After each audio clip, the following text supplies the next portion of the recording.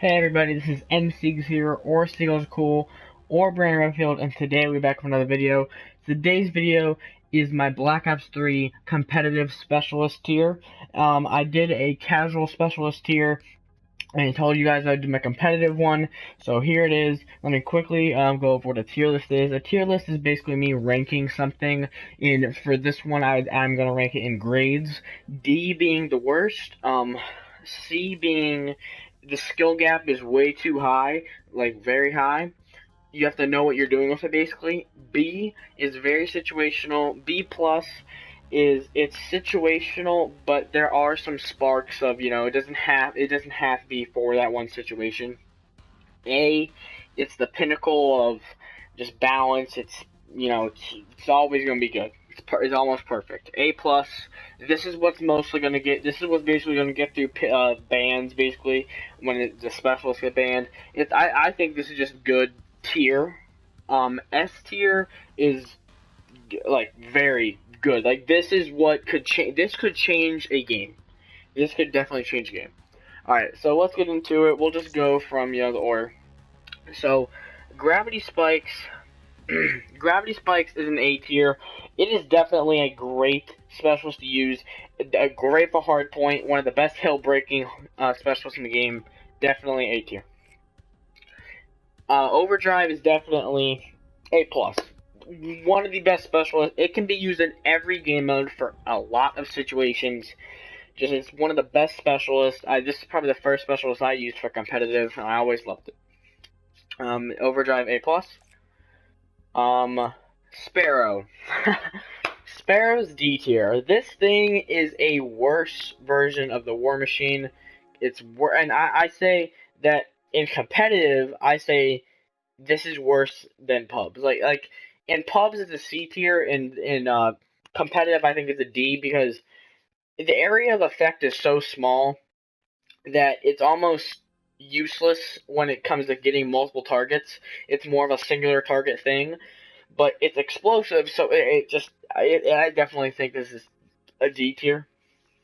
I mean, like, it's a D tier. Sparrow is D tier. Next we have Vision Pulse. Vision Pulse is A plus. Definitely A plus. One of the best specialists. It's not too good. It can't really. Every specialist in this can change a game, but this doesn't change. It can change a game, but it's not. Like you can counter it. That's what doesn't make it S tier. But definitely great specialist. Vision Pulse is A plus. Tempest.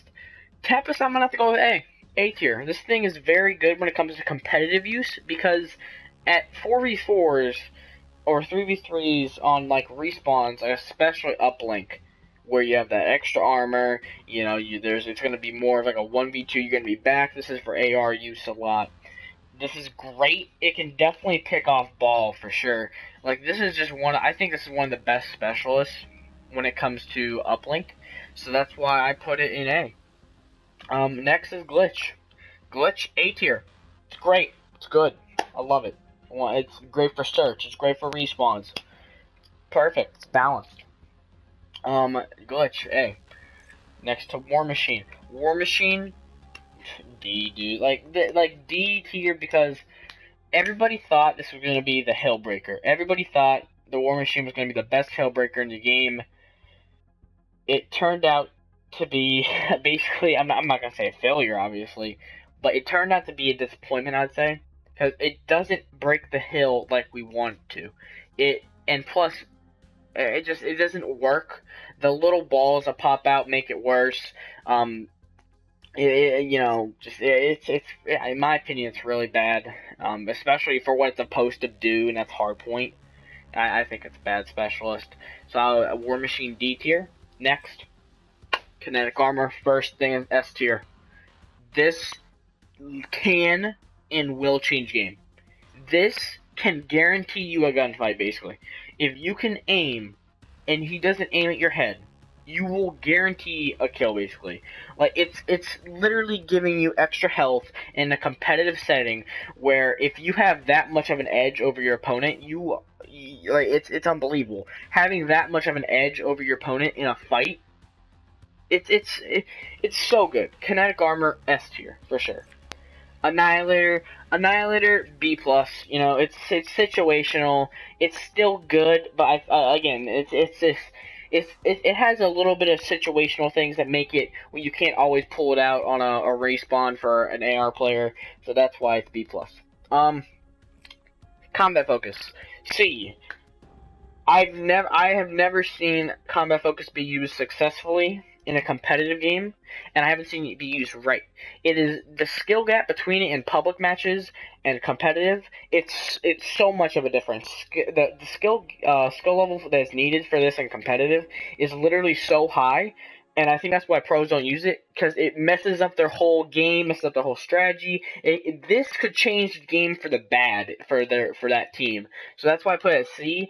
Maybe someone can change it, really make it good, and make a strategy work. But for right now, I've never seen a team, or just any team I faced, or watched. I have never seen them use it. And if they use it, they don't use it right. So yeah, combat focus C tier. Next, we're on to Hive.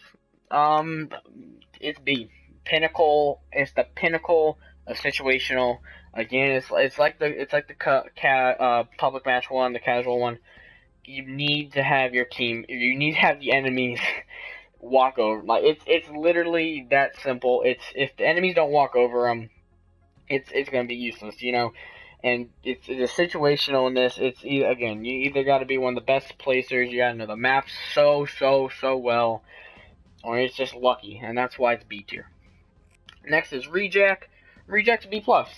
This is pretty good, I'd say. This is definitely it's lower than from the pub range, because competitive people are better. They know what to do with this, so that's why I put it at B plus. But this is kind of like on the edge and can't go into A. But I put it at B plus because it's situational, becoming where the pro players or just competitive players are better, because they know what to do against a reject. Reject B plus. Scythe C tier. My gosh, no, I'm sorry. S tier. Scythe is S tier 100%. This might be the best competitive specialist in the game. This is so good. It can control spawns. It can control a hill. It can control a capture or a flag. It can control so much. This is the best respawn specialist in the game. AR players love this thing. I love this thing. A great specialist. Scythe can change games. Scythe is definitely S tier. Psychosis, A tier. It's good. It's good. You know, this is pinnacle balance. It's good. It can do a lot. It literally can do so much in a game for you. So definitely A tier. Psychosis is A tier. Next on to Ripper. Ripper B plus.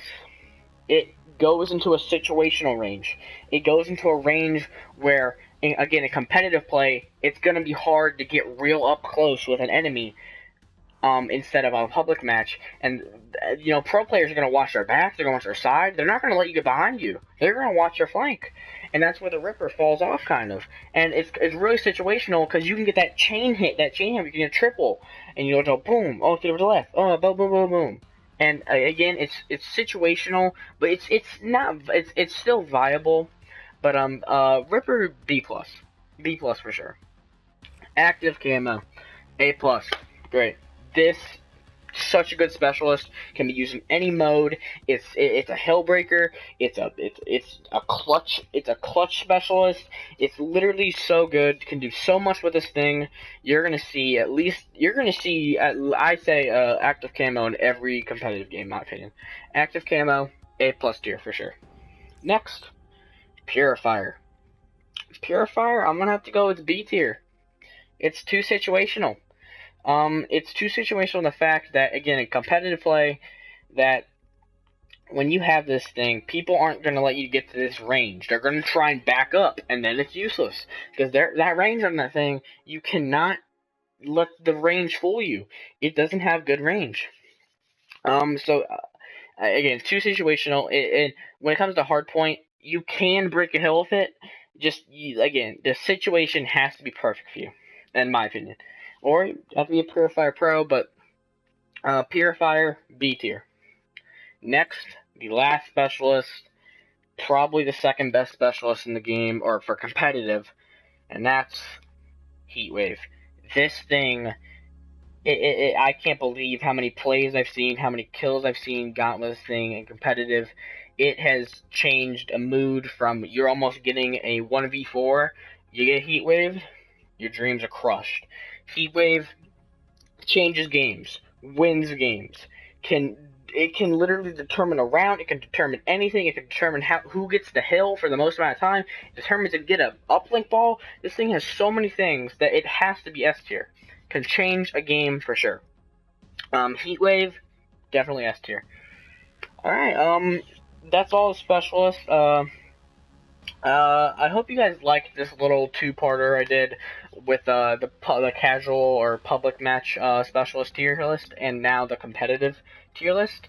I really had fun actually, like, really going through all the specialists, really ranking them. I had to go in private matches sometimes to really test them out and make sure I was ranking them right, but I think I did a pretty good job on this. I hope you guys agree with me that this list is pretty well put out. Yeah, again, had a lot of fun making this for you guys. I really hope you guys enjoyed it. If you did enjoy this video, please leave a like, comment, and subscribe. I'll see you guys later.